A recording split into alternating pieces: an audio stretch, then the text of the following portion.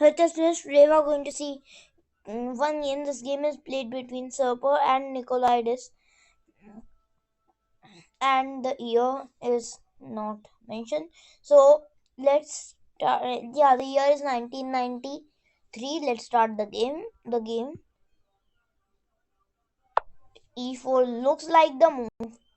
It's Let me tell you, it's a very beautiful sacrificial game. Though it may look like no, it's the 1993. People started to know the virtues of the original game, but the thing is that mm, no, whatever year it is, attacking chess will continue. It's something which is move on forever. c4, white won this game. You will be like, what? No, I'll kill this. How will you reach fights now? You just played c4. What the thing is that? Patience. g6, e4, d6, d4, knight f3, knight c3, 6, knight c3, and you may be like, oh my god, now they will go knight c6, maybe they will go e5 and then game. What is this? But here, surprisingly, after bishop g7, it is our beloved King's Indian defense. Now it's the mood. Yeah. Now we can play a game which people remember for centuries. It is the King's Indian, one of the most complex openings in which games have happened, like Delphi and Nakamura. You could check that game, or in John Nunn's Immortal, it is called. I think Nunn versus Believsky, and this game, and among many others. Yeah, Mikhail Tal played a fantastic game with it against Mikhail Botvinnik in the sixth game of their 1960 World Championship. Check that out too. So that's what. So now thing is that rolling. Let's start rolling, and at times we will also record. So now after Bishop G7. This is let me remind you, this is not like any type of Sicilian that you go bishop d3, queen d2, long castle. Keep in mind you have moved your pawn to c4. Now the main moves in the game, knight f3 was not played, knight g2 was played, the Kramer variation. Here, yeah, if you see, there are, and the h3 is the main move of the engine, the so-called Makegonov variation.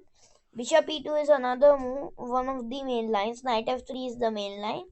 Third suggestion of the engine. Bishop d3, I don't know what it is. Same as just the fifth recommended line of the engine. Both end up in like the same valuation, like 0.7, 0.7, 0.6, 5, 0.4.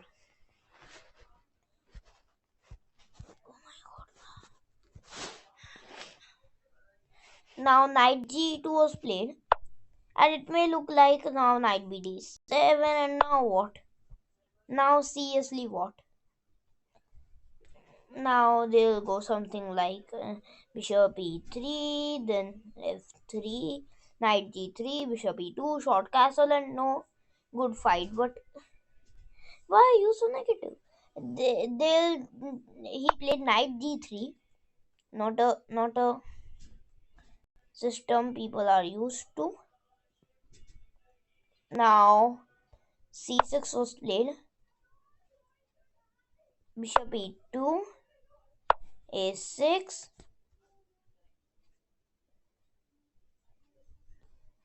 now bishop e3,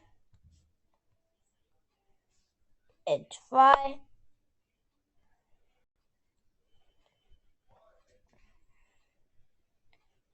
now f3. Now you may ask the point, I may say, well, the thing is that now white has a solid center, but his bishop is quite passive. Second bishop is quite active, and the knight can be kicked around, so quite a difficult position. for both sides. I mean, unclear position. B5, C5. Oops, not this one. D into C5. D into C5. Queen C7. Short castle. H4. And now the knight is badly trapped here. I mean, not trapped, but badly placed. Knight h5, queen d2, preventing any potential like rook c1, knight f4 kind of ideas. Also, it's e5, knight f4. Right, just prevented it with queen d2 and prepare rook a d1. Now knight f2, knight f8, a4, b4, and now what will you play?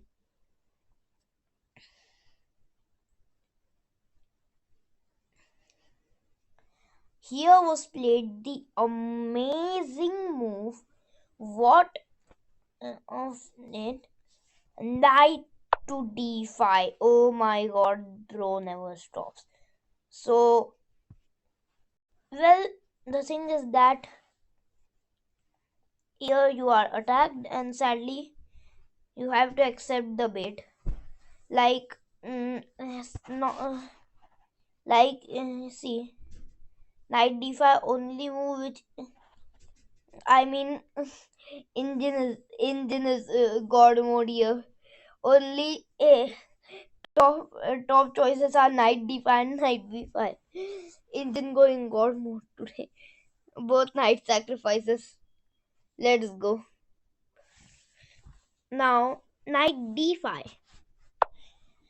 Now you may say, well, why black has to sadly? Why can't black just take and be like seriously a knight for a pawn? Material doesn't matter. The thing is that material doesn't matter here. Matters the piece activity and other factors. So now the thing is that there's this quote. I feel Greeks even when they give gifts, yeah, because there was a kingdom and its king said like, I fear Greeks even when they bring gifts, yeah, because then they bring a poisonous gift, a trap, and then the soldiers took the gift and then ended up getting badly. Yeah. So after knight d5, this is a very bad bait, but black has to take it. If you play something like queen d7, sadly does not work. Knight b6 and I4. If you play queen b7, sadly does not work. Knight b6 and I attack. And I'm just amazing here. C d5, e d5.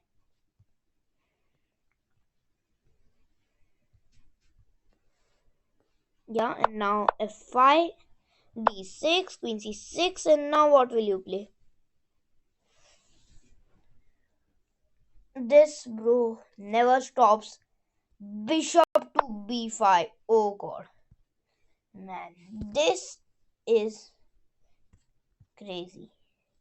Now, a into b5. Just to note, this queen is pinned. If you play something like this, takes and then takes and it's over. So a into b5, a into b5. The trick is that now the queen's attacked, and you have to like just take on b5, surrender the rook. If you take on a1, well, some people might name this since we'll just take d7 is coming, no way black is saved. So queen and queen b, if you goes queen b7, defending the rook c6, queen b8, and now Mr. Engine give us the evaluation. Queen d5, rook into a1, and the engine doesn't even care to take one of the pieces. Yeah, just take this pawn. King f7, rook a7. What is happening over here? Rook a7 check, and yeah, it's over. Because see, these three pawns, the killer. I mean, let's go to the main line. EB5, rook a8. Now, White has sacrificed two pieces for two pawns. So let's go. Nice. Rook f a1. And you may think that this is what I am saying is stupid, but the thing is that in like 25 moves, this pawn will go to queen. Yeah, let's see. F4. And well, thing is that he doesn't even care. What will you play now?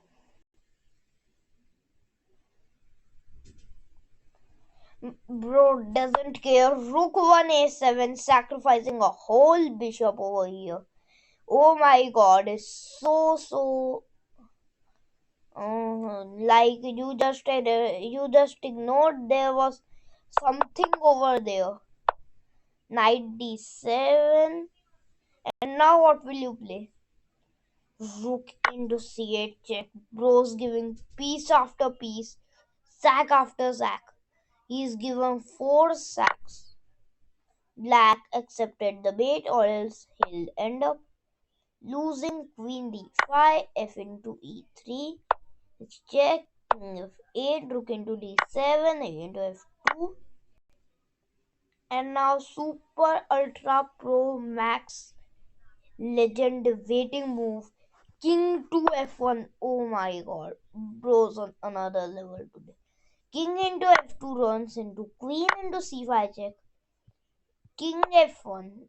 And now, well, the deadly counter attack starts. This is a game changer. King f1 leads to victory. King into f2 sadly leads to a loss. After you take king e2, and surprisingly, the knight and queen are enough to give a devastating counter attack. Oops.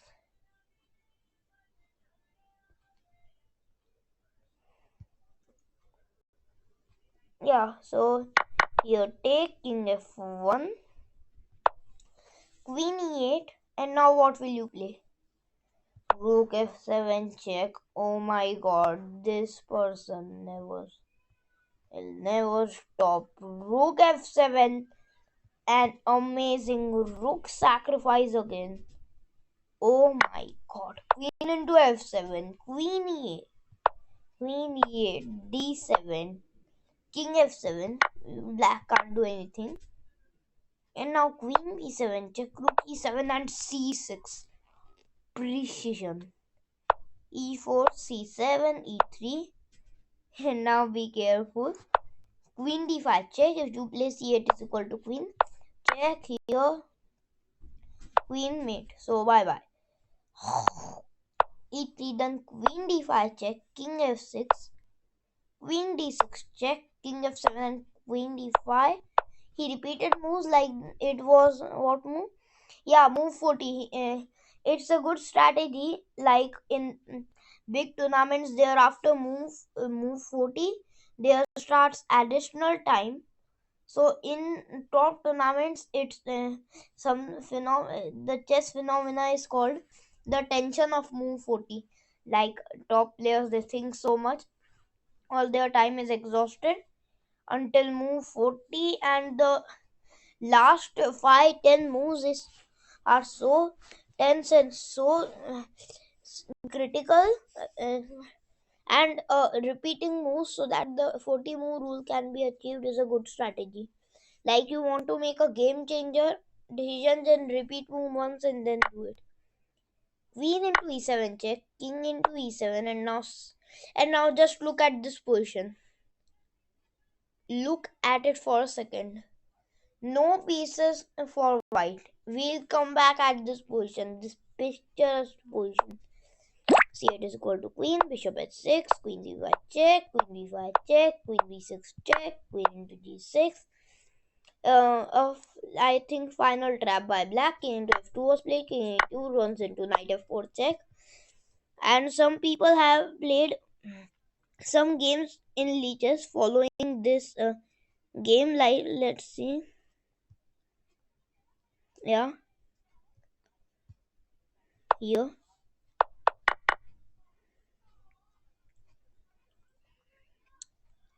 here one. Now there's two. Then there's three. Yeah. One game continued here, King D8, and well, one game here, instead of Queen D5. One game here continued this, and then the same but without the move repetition. One game continued check, check, takes, and roll. Oh my god. He took on e2 and the opponent didn't even notice. Like just right F4 check, take and knight into g6. So bro, he spoiled such a masterpiece. I'll seriously, yeah. He spoiled such a positional masterpiece. So here c8 is equal to queen in the main game. Check, check, and now king e1, and now it's bye bye because you can't do anything. All the king side pawns and pieces are falling apart. What a picturesque game! Oh my god. Let's see how many pieces he sacked. He sacked 6 pieces. 1, 2, 3, 4, 5. And where's the sixth? Wait, 1, 2, 3, 4, 5.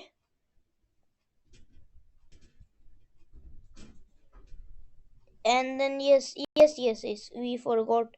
Yeah, to avoid this move. Yeah. This is the sixth sacrifice of the game. 6 sacrifice total. And how many pieces were exchanged? There are 8 pieces on the board. 1, 2, 3, 4, 5, 6, 7. No, excluding the king. So 6 sacrifices and where the one exchange. Let's review this game. One piece exchange happened. He was sacked and then again sacked, and then he sacked 2 pieces, then again sacked, then again. Yeah, so what was the one time he traded? I think the one time he make the queen right here. He traded a piece. He sacrificed 6 pieces and exchanged one and nothing remaining. Oh my god. Bro, such a creative genius. This is a one in a lifetime game to play. So this was the game. I hope you liked. Don't forget to click the scam bell icon. Thank you.